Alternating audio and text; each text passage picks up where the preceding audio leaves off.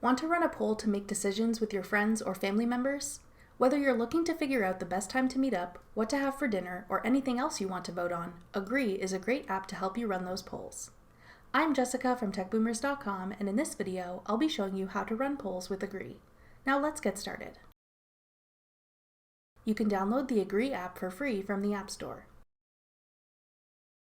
To create a new poll on Agree, tap the plus sign in the top right corner. Now type in a name for your poll at the top. Add a description if you like. Then add options for people to vote on. By default, your poll will only have 2 options, but you can tap the plus sign below to add more as needed. Note that the free version of Agree maxes out at 3 options, but you can add unlimited options if you opt to pay for Agree Plus. When you're finished adding your poll's basic details, tap the check mark at the top to save it. Now tap the poll you just created.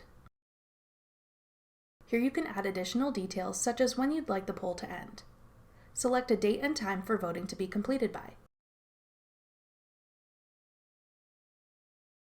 To add friends you want to participate, tap the people icon in the top right corner. Now choose how you'd like to invite people. You can send invitations to Agree polls by text message, email, WhatsApp, Facebook Messenger, and other messaging platforms.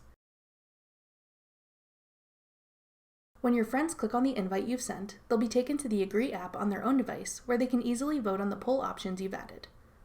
Swipe left on an option to access the no vote. Swipe right to access the yes vote. When your friends have voted on a poll you've created, you'll be able to see how the votes fall for each of the options.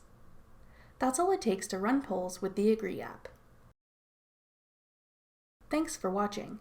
If you found this video helpful, we'd love it if you'd hit the thumbs up button below and subscribe to our channel. We put out great new tech tutorials like this one every week.